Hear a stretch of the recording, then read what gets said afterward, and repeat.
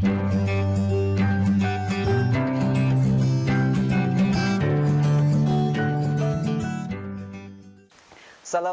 warahmatullahi wabarakatuh. Bismillahirrahmanirrahim. Alhamdulillahirabbil alamin.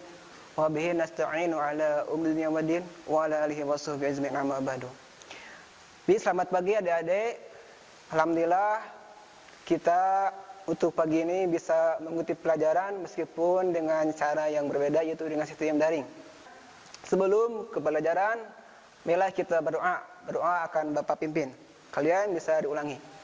Bismillahirrahmanirrahim. Allahumma inni as'aluka ilman nafi'an wa rizqan thayyiban wa amalan mutaqabbalan. Amin wa amin. Sebelum ke materi, kalian bisa amati beberapa gambar di samping Bapak.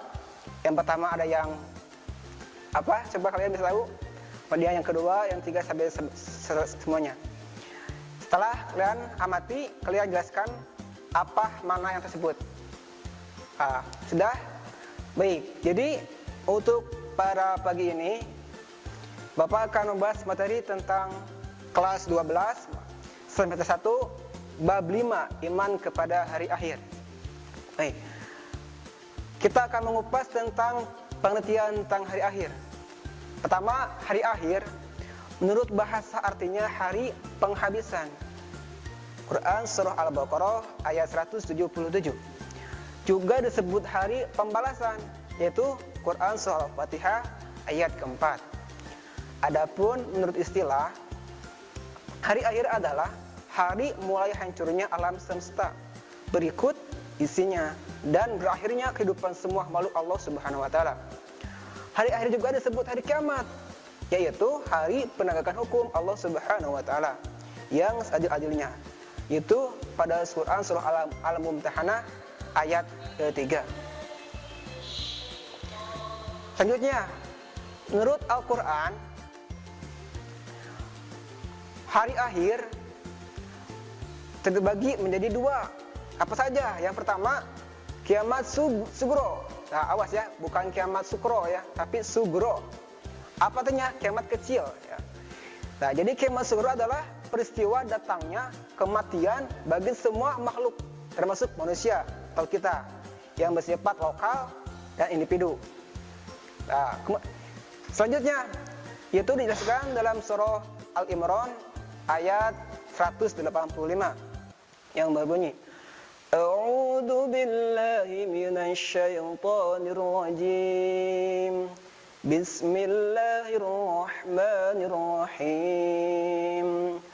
Kullu nafsin dha'iqatul maut wa innama tuwaffawna ujurakum yawmal qiyamah. Faman zuhziha 'anil nari wadkhila jannata faqad faz. Wa mal hayatud dunya illa mata'ul ghurur. Yang artinya, tiap-tiap yang berjiwa akan merasakan mati.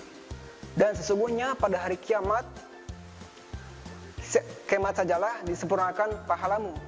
Barang siapa dijauhkan dari neraka dan dimasukkan ke dalam surga, maka sungguh ia telah beruntung. Kehidupan dunia itu tidak lain hanyalah kesenangan yang memperdayakan. Nah, selanjutnya yaitu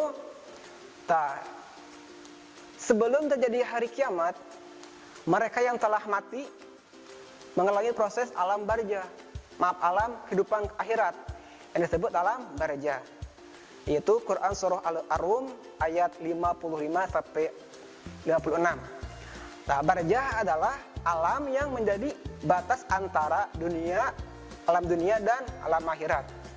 Nah, jadi di alam barzah nanti kita akan mendapatkan sebuah proses-proses apa saja. Adanya tentang fitnah kubur. Selanjutnya fitnah kubur, yaitu apa saja yang terjadi di fitnah kubur itu, kita akan diberi pertanyaan oleh siapa? Oleh malaikat Munkar dan Nakir. Apa saja yang ditanyakan oleh para malaikat? Yang pertama, Man Rabbuka, siapa Tuhanmu? Kemudian, waman nabiyuka, siapa nabimu? Waman dinuka, apa agamamu? Waman ihwanuka, siapa saudaramu? Waman kibatuka, dan di mana kiblatmu? Nah, apabila kita tidak bisa menjawabnya, maka malaikat akan memukul kita atau menyiksa kita. Apa? Jadi contohnya kalau kita misalkan si Fulan, "Marobuka," kata dia, aku tidak tahu, la adri, katanya. Maka malaikat itu akan memukulnya sampai ke 7 lapisan bumi. Apabila tidak lagi, "Waman dinuka, siapa? Apa agamamu?" "Aku tidak tahu." Malaikat pun memukul lagi sampai semua selesai. Kalau ada yang tahu atau bisa menjawab, maka malaikat akan memberikan sebuah tidak akan menyiksanya. Gitu. Kemudian setelah tentang fitnah kubur, adanya tentang siksa dan nikmat kubur. Siksa kubur diperuntukkan bagi siapa? Bagi orang yang zalim, yang munafik, yang kafir dan musyrik.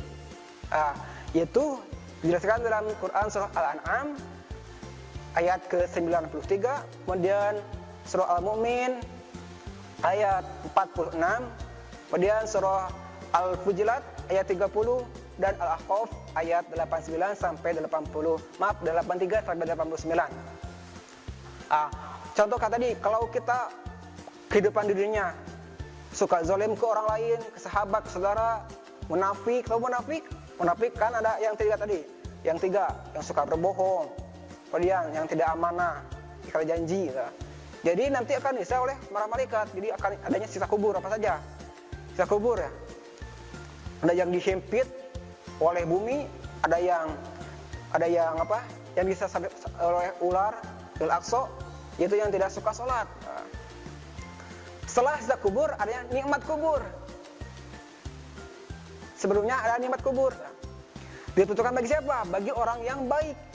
Nikmat kubur itu yang amal ibadahnya di dunia, yang suka beramal soleh, suka sholat berjamaah tepat waktu, kemudian suka zakat, tidak membetakwa orang tua, gitu. Itu dijelaskan Quran surah Ali Imran ayat 169 sampai 170 dan surah Al-Baqarah ayat kedua. Kemudian tadi udah Bapak kupas tentang kiamat sugro. Sekarang kiamat kubro. Apa itu kiamat kubro atau kiamat besar? Itu peristiwa berakhirnya seluruh kehidupan makhluk dan hancur leburnya alam semesta secara total dan serentak. Proses terjadinya hari kiamat dijelaskan oleh Allah Subhanahu wa taala dalam surah At-Takwir yang berbunyi, Bismillahirrahmanirrahim. Idza syamsu kuwirat wa idzan nujumu qadarat wa idzal jibalu suyirat. Yang artinya, apabila matahari digulung, apabila bintang-bintang berjatuhan, dan apabila gunung-gunung dihancurkan. Itu gambaran kita nanti akan hari kiamat, hancurnya alam dunia ini. Selanjutnya apa? Kita akan melalui proses perjalanan kita. Kalian bisa lihat perjalanan kita itu, alam itu ada 4. Alam ruh, alam dunia, alam barzah, dan alam akhirat. Kita ada di mana? Coba kalian bisa lihat, ada di sini, alam dunia, alam kedua. Maaf. Ya, kedua. Setelah itu nanti kita akan sampai ke antara surga dan neraka. Gitu. Selanjutnya tentang pada hari akhir, setelah alam semesta hancur secara total dan kehidupan semua makhluk Allah Subhanahu wa taala berakhir, maka mulailah manusia menjalani tahapan baru dalam proses menuju alam baqo atau alam kekal. Tahapan tersebut dapat dijelaskan sebagai berikut. Yaumul Ba'ats. Ya, yang pertama yaitu Yaumul Ba'ats. Apa itu Yaumul Ba'ats? Itu ketika sudah hancur dan musnahnya alam semesta, termasuk manusia, hewan, tumbuhan, dan semuanya, terjadilah hari kebangkitan. Hari kebangkitan adalah proses dibangkitkannya seluruh makhluk dari alam kubur. Jadi gambarnya seperti ini. Ketika alam dunia sudah hancur dan lebur ya, dan tidak ada lagi pepohonan, gunung, lautan tidak ada. Nanti ada yaitu seperti hujan air mani selama ada yang menekan 40 hari hujannya itu. Nah, lepas itu setelah itu ruh oleh malaikat ditiupkan ke kuburan masing-masing. Kemudian bangkitlah semua makhluk yang telah mati. Yang disebut alam ba'ats.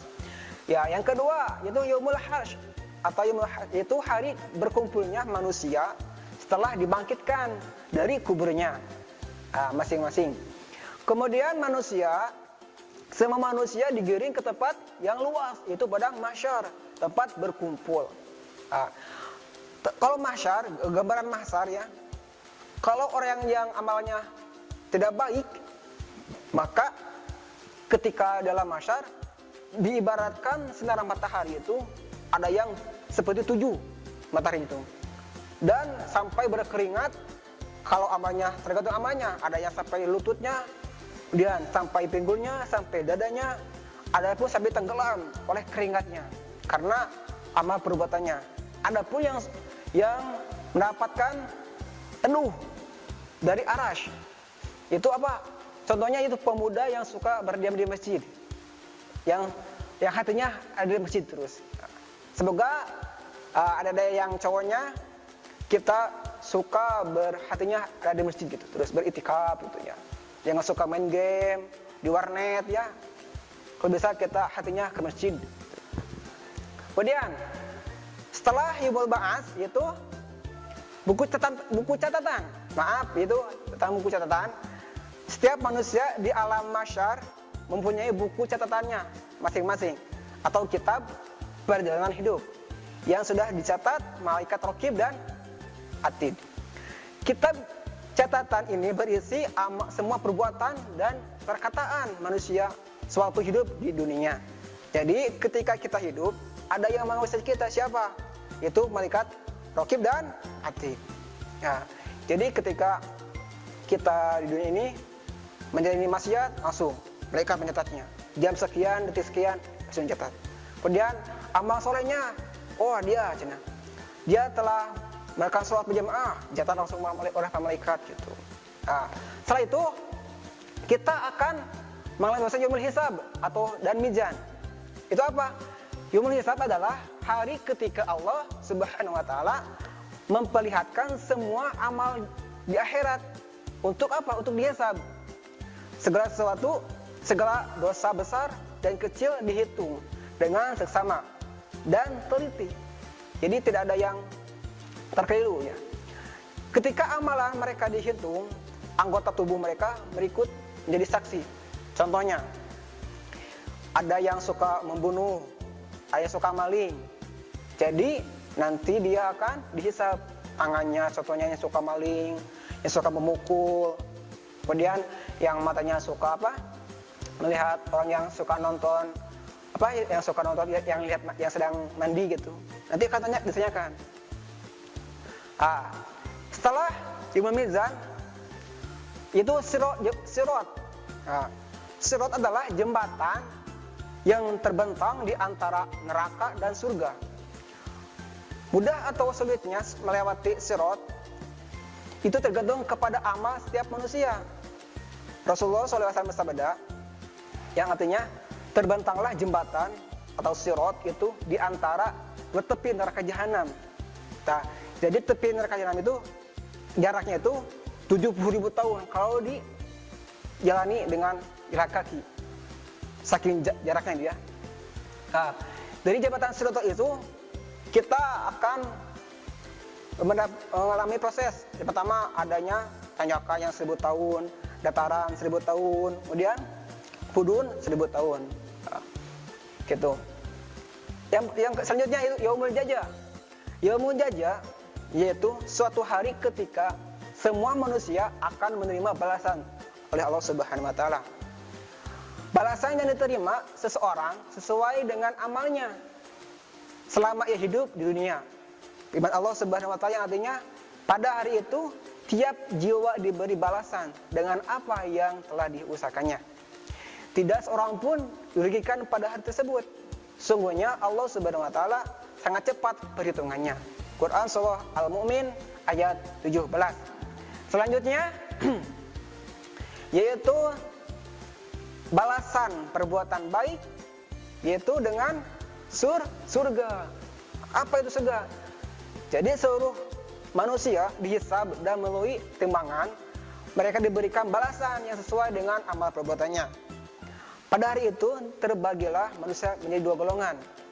Adapun bagi mukmin yang bertakwa adalah bertawakal kepada Allah Subhanahu wa taala, pasti akan menerima balasan yang setara, yaitu berupa surga. Surga disediakan oleh Allah Subhanahu wa taala bagi karunia kepada hamba-Nya. Perhatikan Quran surah Al-Haqqah ayat 21 sampai 24 dan dalam surah Al-Waqiah ayat 8 sampai 40. Selanjutnya yaitu balasan perbuatan buruk dengan neraka. Adapun orang yang selama hidup di dunia lebih banyak mengerjakan perbuatan jahat, maksiat, tercela dan kafir terhadap Allah Subhanahu wa taala, kufur kepada ajaran dan nikmat Allah, maka akan menerima balasan yang sesuai dengan apa yang ia telah dikerjakannya pula. Sebagian kegetiran dan kerasnya siksaan neraka digambarkan oleh Allah Subhanahu wa taala firman-Nya dalam surah Al-Ghasyiyah ayat 4 sampai ayat 7. Yang artinya memasuki api yang sangat panas atau neraka, diberi minuman dengan air dari sumber yang sangat panas juga. Mereka tidak memperoleh makanan selain dari pohon yang berduri, yang tidak menggemukkan dan tidak pula tidak pula menghilangkan lapar. Nah, jadi ketika dalam di neraka, orang yang disiksa itu tidak akan merasakan mati atau hidup. Maaf, tidak akan merasakan mati. Jadi akan kekal kalau di dalamnya nerakanya kekal gitu. Dan hakikat beriman kepada hari akhir. Iman kepada hari akhir merupakan rukun iman yang berapa? Yang kelima. Nah, yang harus diyakini oleh setiap umat muslim. Segala perbuatan yang dilakukan oleh manusia, baik maupun buruk, akan dipertanggungjawabkan di akhirat kelak. Oleh sebab itu, keimanan kepada hari akhir hendaknya dijadikan landasan utama untuk menyadarkan kita agar selalu taat kepada ajaran Allah Subhanahu wa taala.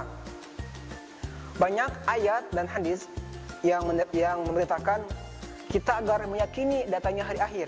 Di antaranya adalah firman Allah Subhanahu wa taala pada surah Al-Baqarah ayat keempat, yang artinya, dan mereka yang beriman kepada Al-Quran yang diturunkan kepada Muhammad dan kitab-kitab yang diturunkan sebelum engkau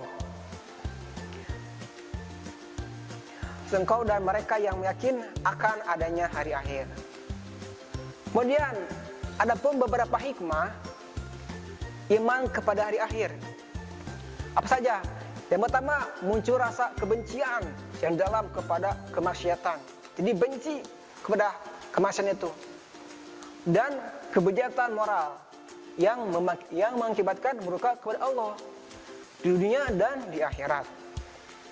Yang keduanya, menyejukkan dan menggembirakan hati orang-orang yang mukmin dengan segala kenikmatan akhirat yang sama sekali tidak dirasakan di alam dunia ini.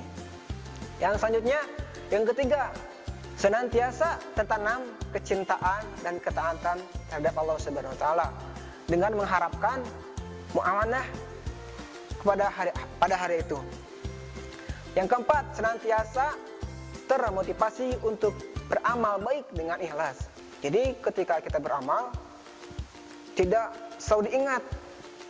Jadi kata guru Bapak, kalau kita punya amal, kalau kita masih ingat, maka Allah belum menerimanya gitu. Jadi harus dengan ikhlas.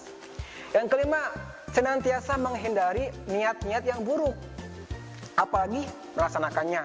Contohnya, ntar kita akan maling di sana, atau kita akan mencuri ataupun membunuh, apalagi kalau melaksanakannya. Jadi kalau mukmin ada niat buruk, Allah tidak akan langsung menulisnya, tapi ditunggu dulu. Namun kalau melaksanakannya dicatat. Kalau sebaliknya, kalau ada niat baik, Allah akan langsung menulisnya amal tersebut. Itu perbedaannya. Yang keenam, menjauhkan diri dari asumsi-asumsi yang mengkiaskan apa yang ada di dunia ini dengan apa yang di akhirat. Gitu. Selanjutnya, kita akan menyajikan kaitan antara beriman kepada hari akhir dengan perilaku jujur, bertanggung jawab, dan adil. Makna kemenangan dan sukses di dunia ini dan di akhirat adalah kita perlu menelusuri motif dari diri kita yang paling dalam. Hal-hal yang apakah yang mampu mengerikan kita untuk melakukan hal yang sangat besar, serta kemenangan apakah yang kita harapkan. Sukses itu ada yang bersifat jangka panjang, ada yang bersifat jangka pendek. Sukses yang jangka panjang adalah kesuksesan negeri akhirat. Jadi ketika kita beramal, kita tidak hanya sampai di dunia. Contohnya, kita beramal kepada ke guru atau ke orang tua. Nanti akan dapat imbalan. Tapi jangan sampai saya sana, tapi nanti sampai ke akhiratnya. Gitu. Adapun sukses jangka pendek adalah dengan kesuksesan hidup di dunia.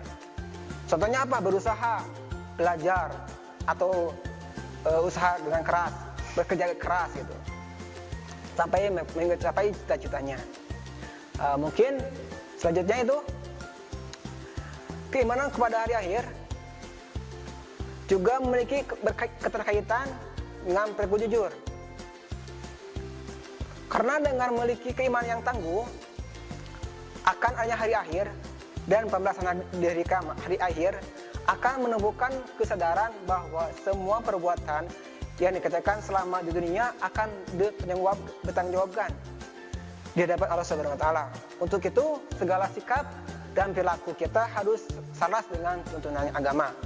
Selanjutnya, kita bisa mengambil hikmah dari semua apa yang telah Bapak ucapkan atau bacakan. Semoga ada manfaatnya. Apabila ada yang kekurangannya, kalian bisa komentar di kolom komentarnya. Sebelum tutup, marilah kita berdoa dulu. Baca bersama-sama. Subhanakallahumma wa bihamdika asyhadu an la ilaha illa anta astaghfiruka wa atubu ilaik. Walhamdulillahil alamin. Cukup sekian dari Bapak, mohon maaf bila kesalahan. Assalamualaikum warahmatullahi wabarakatuh. Kunjungi sosial media lainnya seperti website kami di pkbmalfata.com, Facebook PKB Malfata Mananjaya, Instagram PKB Malfata _official. Dan terima kasih telah klik video ini. Jangan lupa like, comment, share, and subscribe untuk menunjukkan dukungan kamu terhadap channel ini. Enjoy the video PKB Malfata.